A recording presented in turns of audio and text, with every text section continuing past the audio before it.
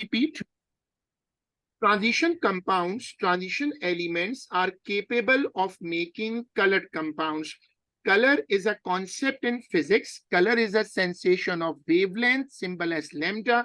When visible light falls on something or passes through something, some wavelengths are absorbed and some are capable of going through.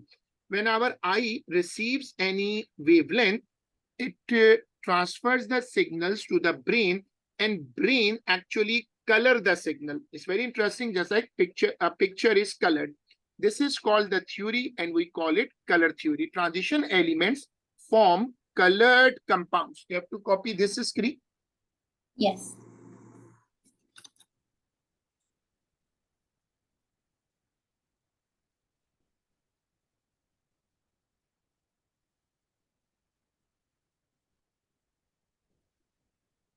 So if you have a taste of nature and you like to go around and look at the trees and look at the oceans, everything, this is a very interesting and very fascinating theory in physics, that the world is colorless, the world is soundless, and the world is actually orderless.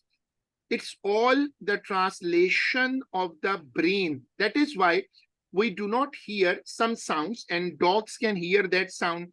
We cannot see things in the night, but there are some species like some cats, leopards, they can see, and even they can hunt in the night. So it's actually the game of one thing in physics, which we call wavelength. Wavelength is the main key, that what you see in color.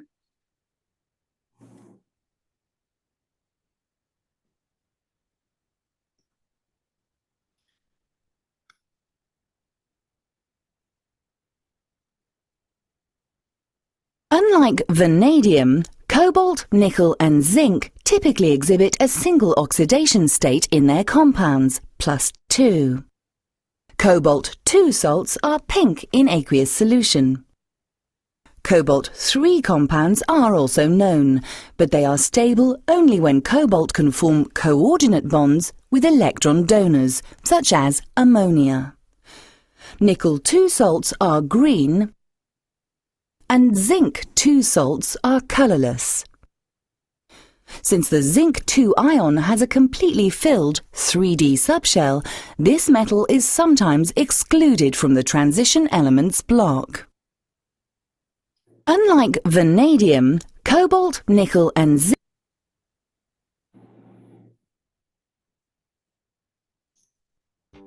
Iron can form compounds of iron 2 and iron 3. Aqueous solutions of iron 2 salts are usually pale blue or pale green.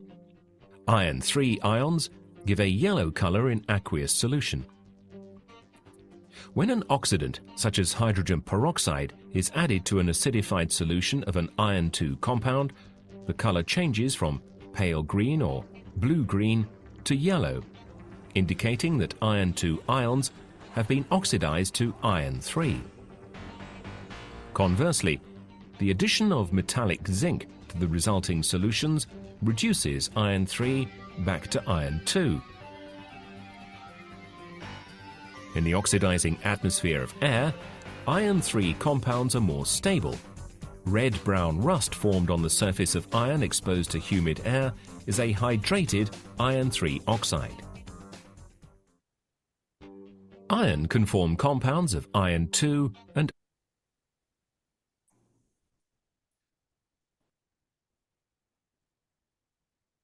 So we made a concept. When you see something colored, it depends what wavelength it is absorbing and what wavelength it is giving out. So if you see something blue, it means it is absorbing everything but giving back blue, or it is absorbing everything and allowing the blue wavelength to pass through. You have to copy this concept. Yes.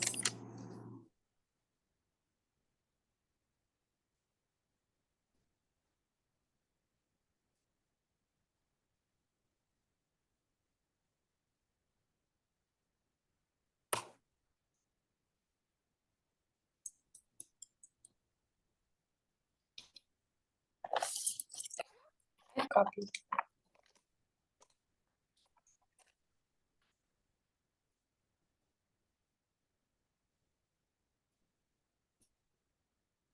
The ability of transition elements to form colored compounds is actually coming from the splitting of 3D orbitals. It's coming from the splitting of 3D orbitals. This is the 3D orbital phenomena. And now the energy difference between the levels affect how much energy is absorbed when an electron is promoted. This is a, a concept of energy gap. Now, here, some physics is unfortunately involved, that it is the splitting of d orbital which generates a energy gap. What is energy gap in physics? The arrow you can see here, this one, this is called energy gap.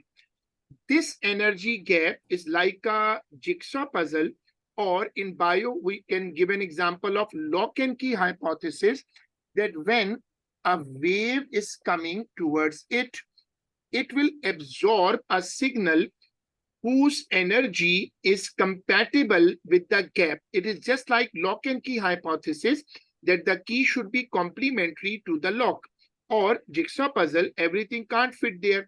So this is the wave signal. So there are 1, 2, and 3 signals. Now suppose that this gap is of, for example, of 5 joule. This is a 2 joule signal, this is a 1 joule signal, and this is a 5 joule signal. Now this gap will absorb of the 5 joule signal, because the other signals won't fit here, just like the other keys won't fit in the lock. So this is the concept, the energy difference, splitting of d orbital. So you have to copy this screen. Okay.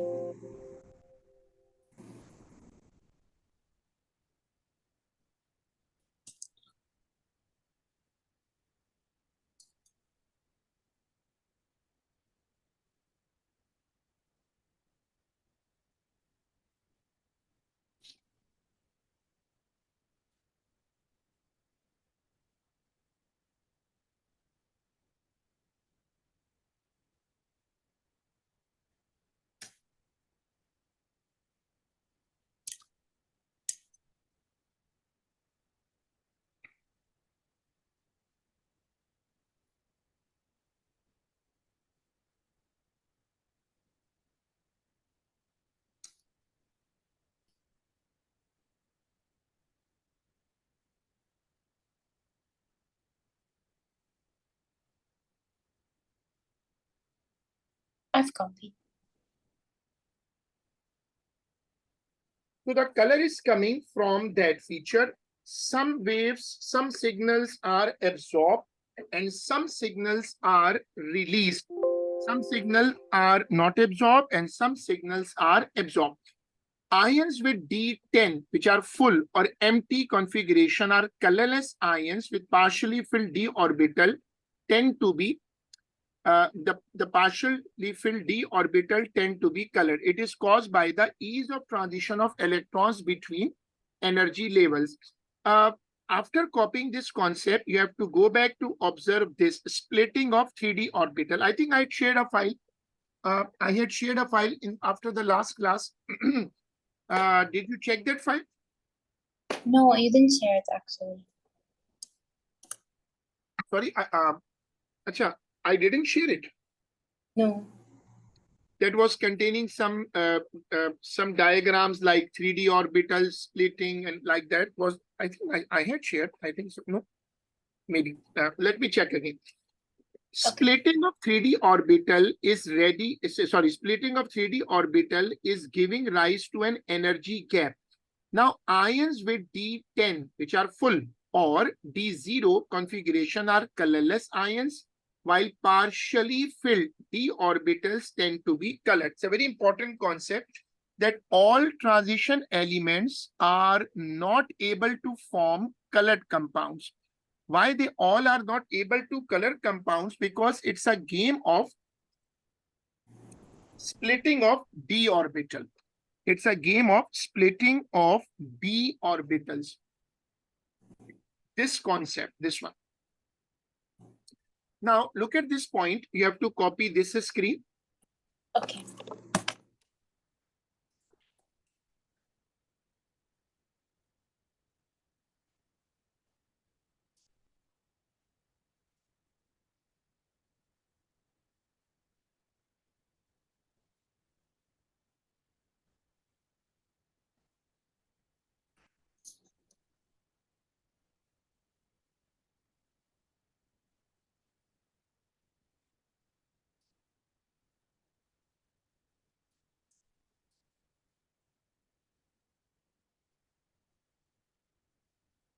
Okay, I've copied. It is caused by the ease of transition of electrons between energy levels. So energy is absorbed when an electron is promoted to a higher level. Frequency of light is proportional to the energy difference. So what concept is there? That for examples, either D10, copper, silver, zinc, or empty scandium configuration are colorless.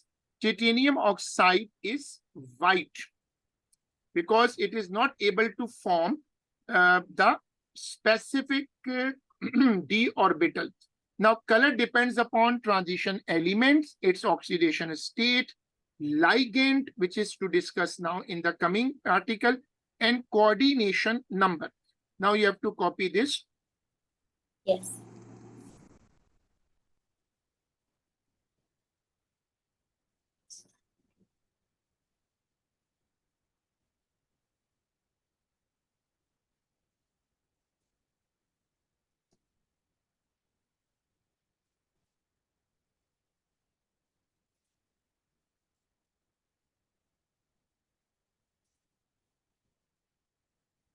I've copied.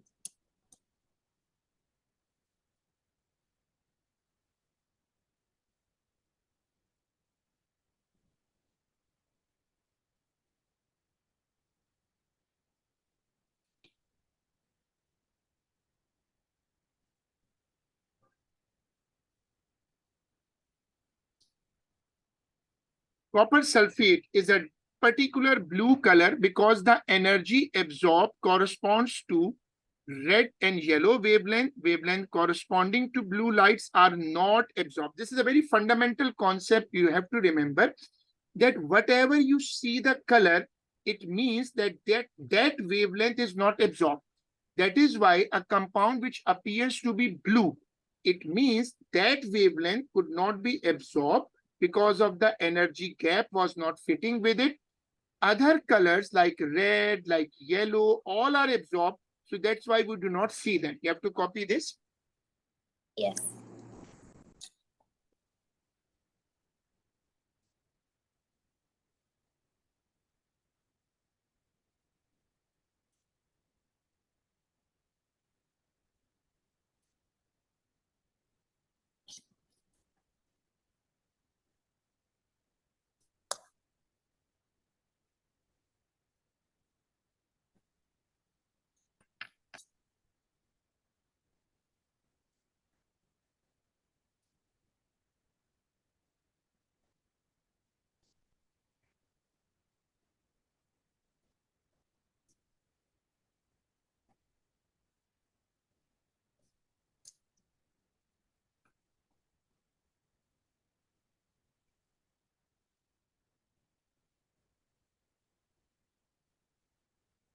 I've copied.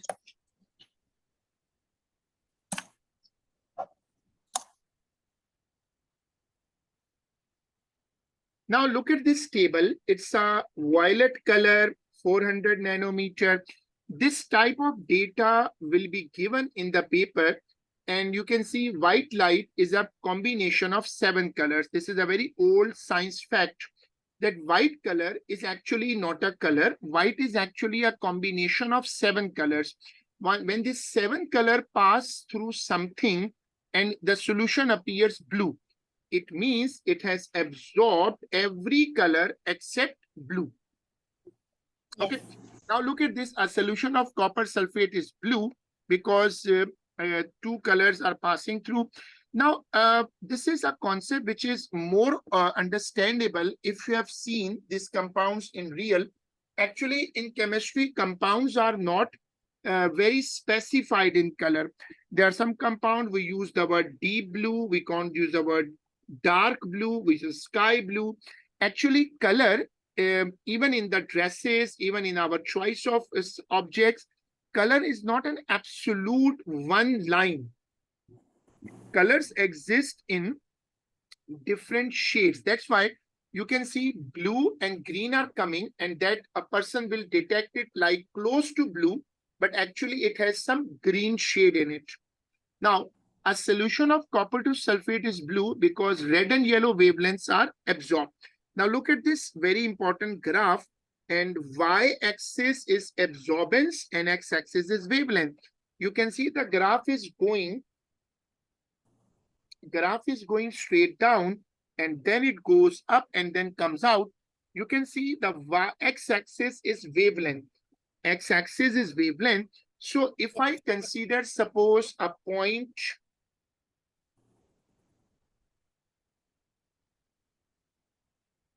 now if I consider, for example, a point here.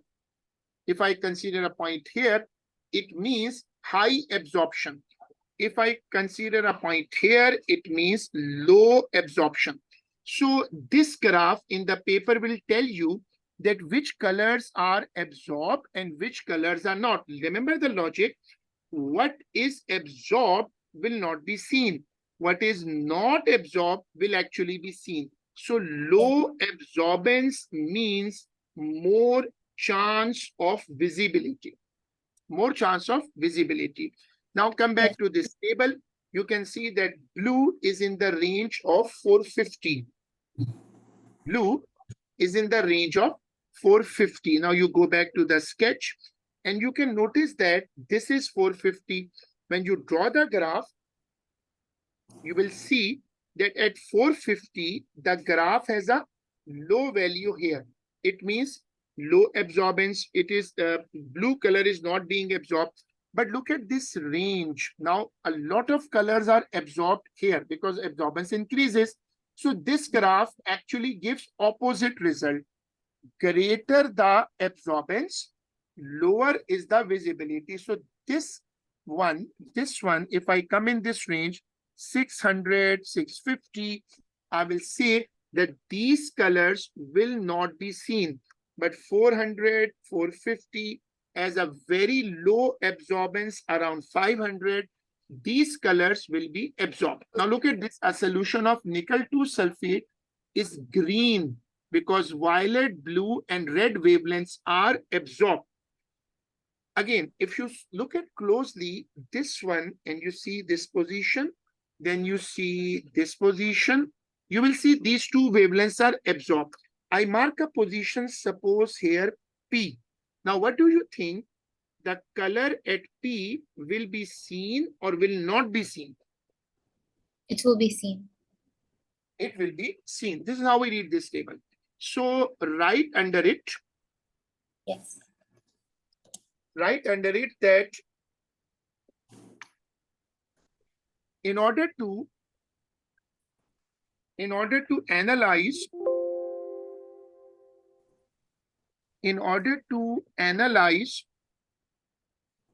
the color of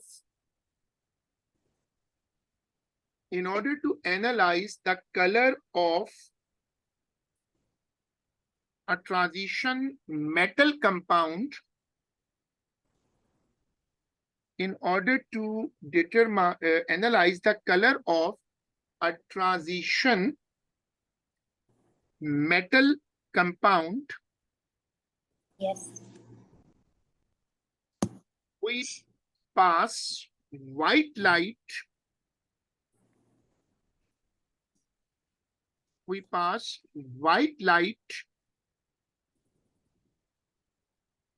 through the solution of that compound.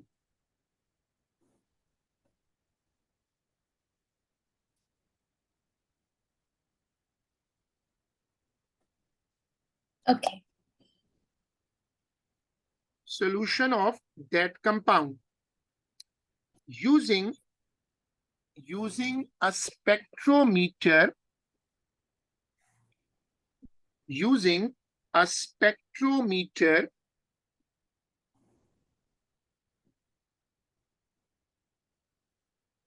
using a spectrometer or any other suitable meter,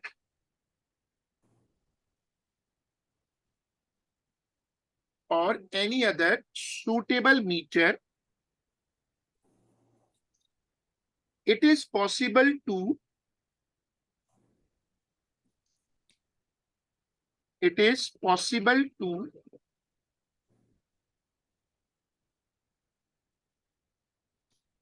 draw a graph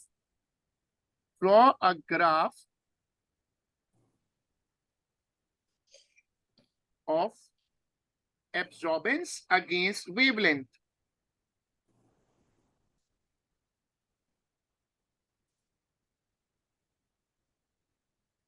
Absorbance against wavelength.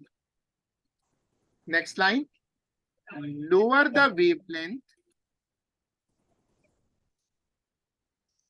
Lower the wavelength. I'm sorry. Lower the absorbance. Yes. Lower the absorbance, greater is the chance of the visibility of that color.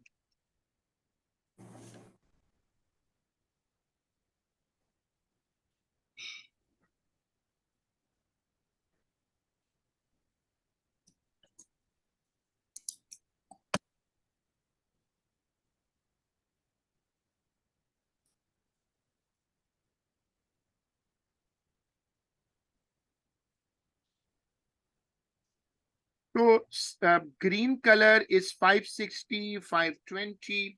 And when you look at this table here, this one, you will see that 500, 520 have a very low absorbance. You have to see the least absorbance is around 500 to 550. And if you go back and you look at this table, you will find that 520 is green. So that green color wave is the least absorbed. So in the color, you can find the dominant color is green. Second thing which I had explained from the physics, that actually one unique color never exists. That is why all colors are actually existing in shades. So only green won't appear. The other colors will also appear, but in some less proportion. So we use the word green, yellow, greenish yellow, dark green, deep green, like we say for red, deep red, blood red, brick red, and like that. This is actually the shading. So green color will be the least absorbed, so it will be most seen. Now you have to give a new heading, position of scandium and zinc. Okay.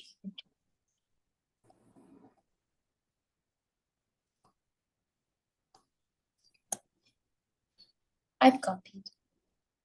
Now, this is a story like Pluto in our solar system.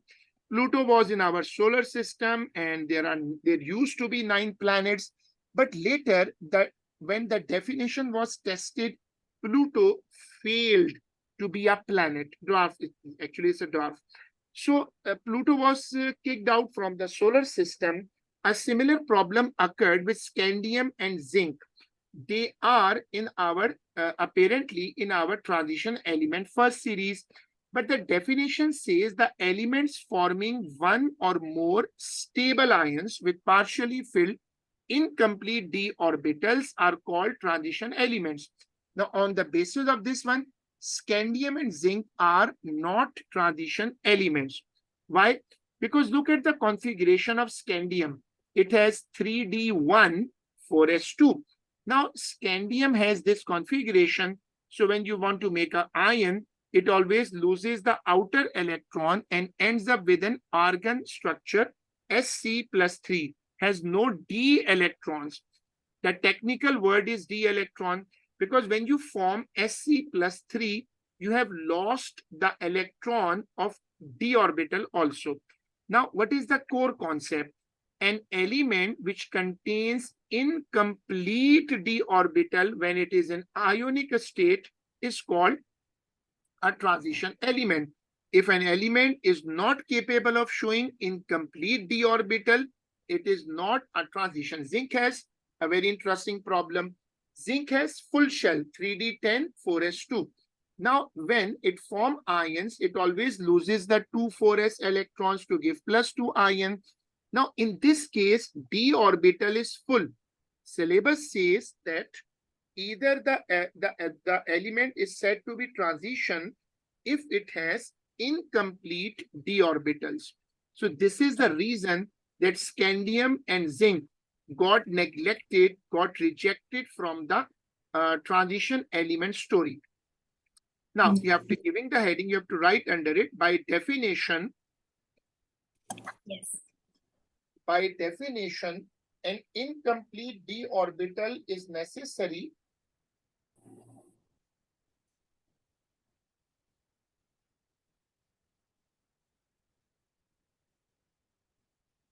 incomplete d orbital is necessary for an element to be transition. For an element to be transition.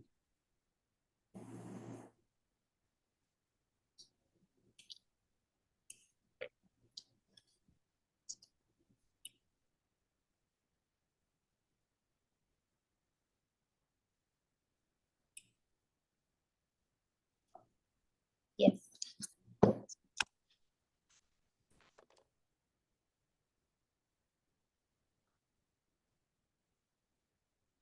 Now you have to copy this.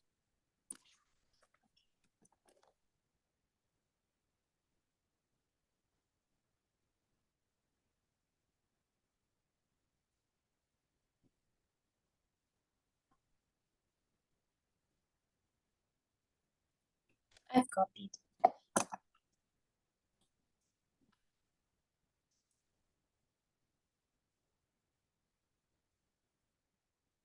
Now write under it, scandium and zinc are not transition elements.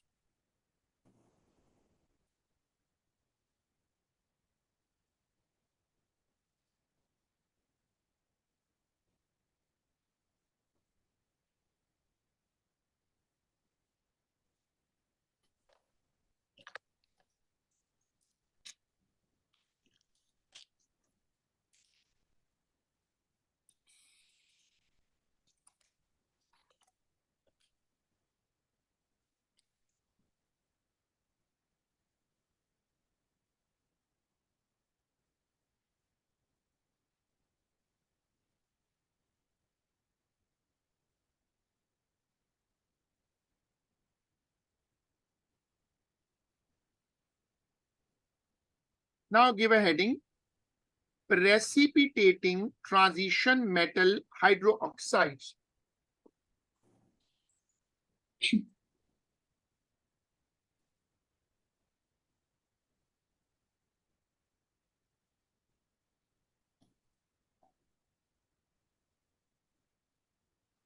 Okay.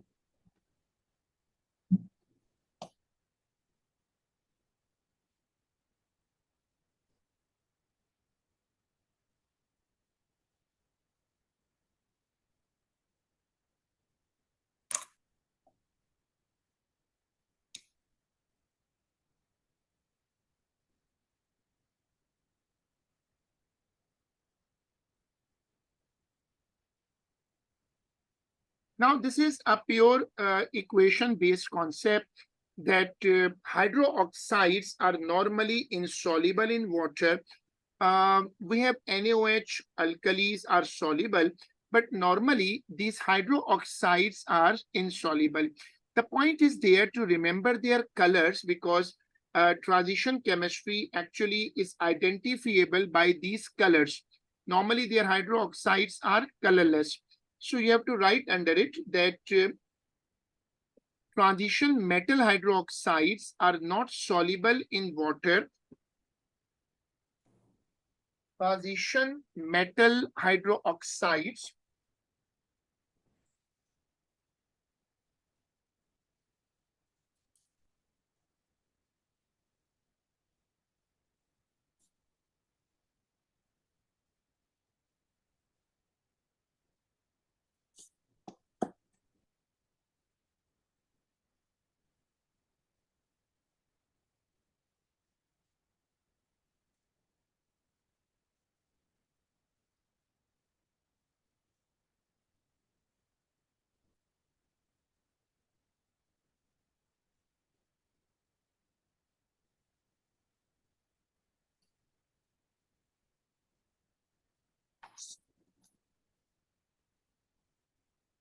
now look at this color. Transition metal hydro. Can you repeat what did you say? Transition metal hydroxides are not soluble in water. not soluble in water, comma, they form colored precipitates. They form colored precipitates. Yes.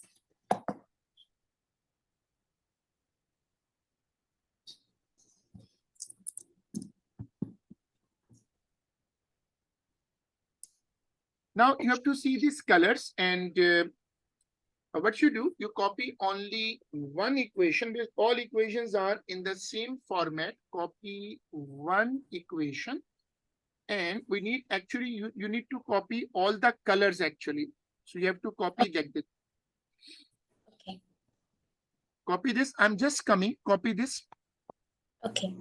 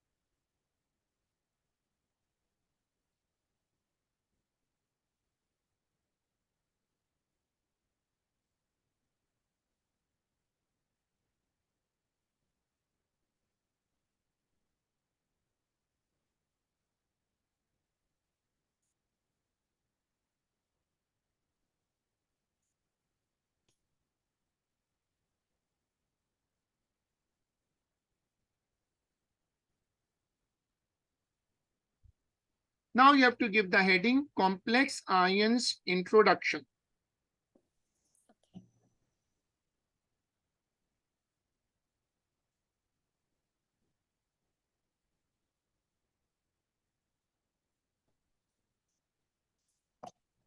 I've copied. Now, this is a very interesting title, and people always make jokes on this heading because chemistry itself is complex. Now, if chemistry is saying something is complex, then how how complex it would be. Complex ions are actually the ions made by some dative bonds, our AS concept. Look at this one, that these are the ions made by transition metal ions. So write under it that, after giving the heading introduction, write under it that complex ions are made by transition metal ions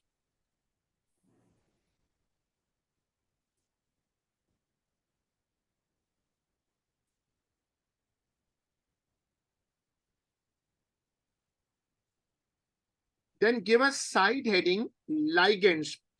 Ligands are atoms or ions which possesses lone pair of electrons, and from coordinate bonds to the central, they are capable of making coordinate covalent bonds. Now, transition complexes are like this. Central atom is always transition, and it is surrounded by a number of molecules which we call ligands.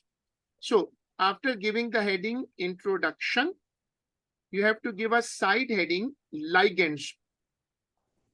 Okay. You have to copy this screen. Yes.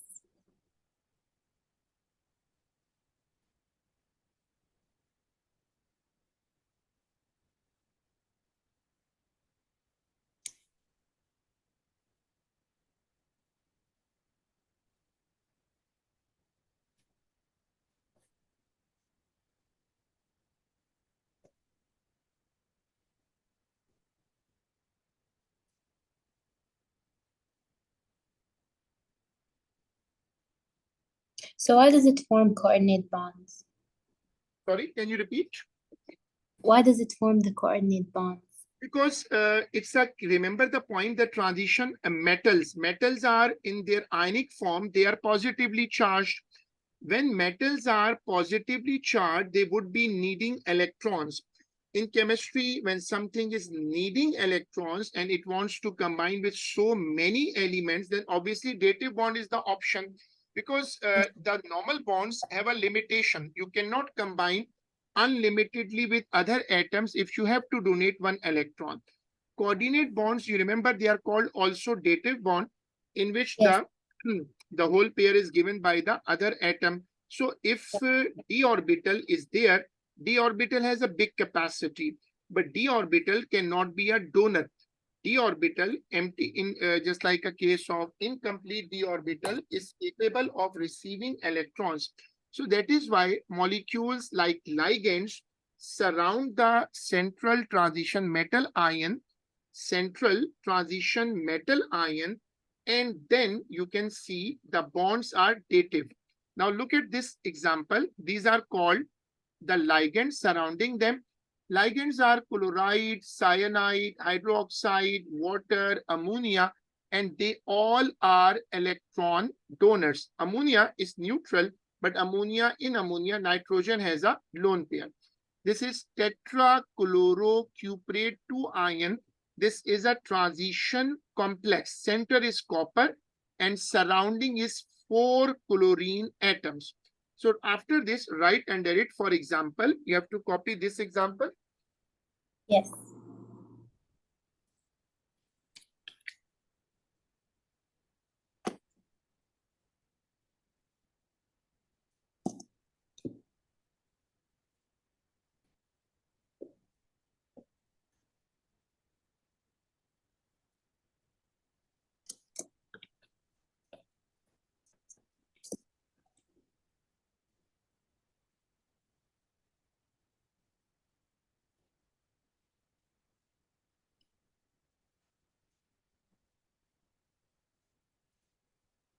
I've copied. Hexaamine nickel 2 ion. Now you can get your answer more clearly, that 1 nickel is combining with 6 nitrogen. Now definitely you can't go for equal partnership. You don't have enough potential, not enough electron to share that. Now you need donors. Now you need donors because you don't have enough electrons to make the regular covalent bond. So these all are dative covalent bonds, and nickel has a capacity. Why nickel has such a big capacity? Because nickel is a transition element and it has d orbital inside it. You have to copy this. Okay.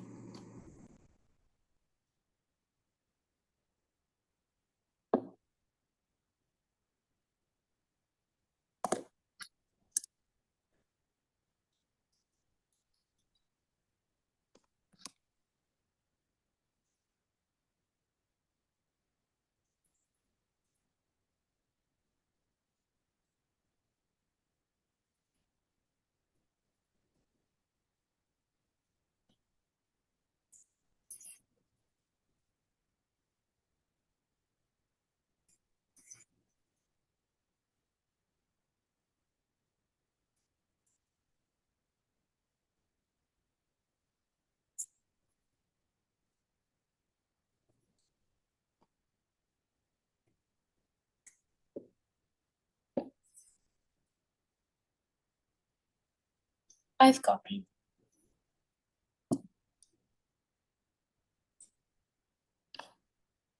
Now look at this in simpler way, that all are surrounded by ammonia.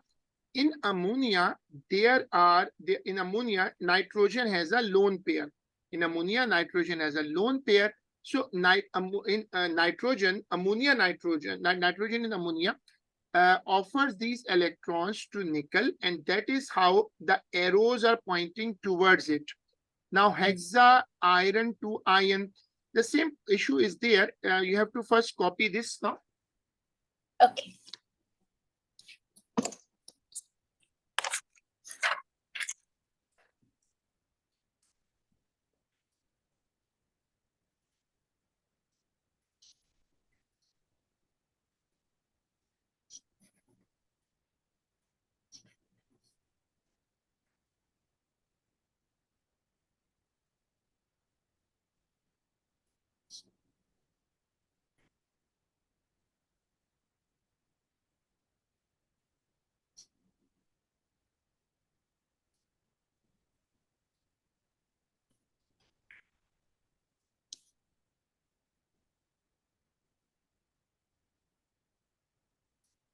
I've copied. Hexa aqua iron 2. You must have identified that aqua means water. Iron Yes. is surrounded by 6 water molecules. So some ligands attach themselves using 2 or more lone pairs, while they also use multidentate. It means multi-ions. So unidentate are chlorine, OH minus, CN minus, night ammonia, and water. But there are some bidentate, 2 teeth, and that is the meaning they have the ability to make double dative bonds with the central one. Like multidentate is that EDTA, which is a multidentate. Now you have to write under it Yes. that ligands donate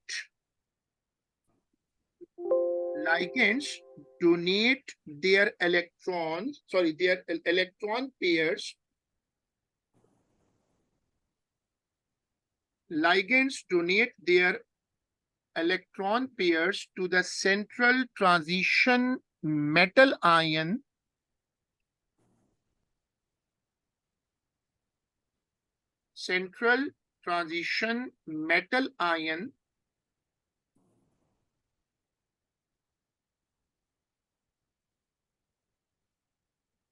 as there is an incomplete d orbital, as there is an incomplete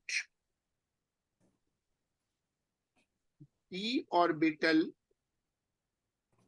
in the transition element.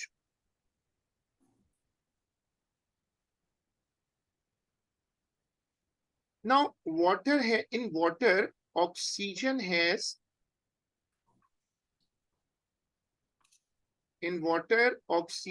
a lone pair, and that is the lone pair which is transferable or donatable to the central transition ion.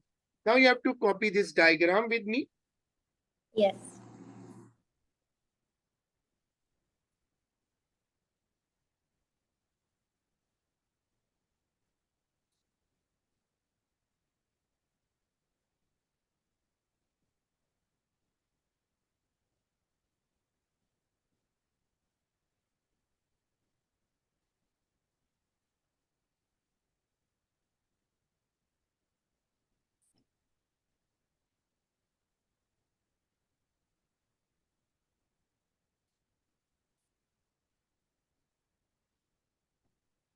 I've copied. Right.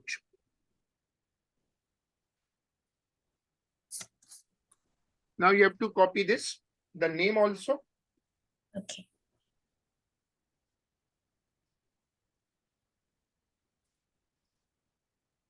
Okay.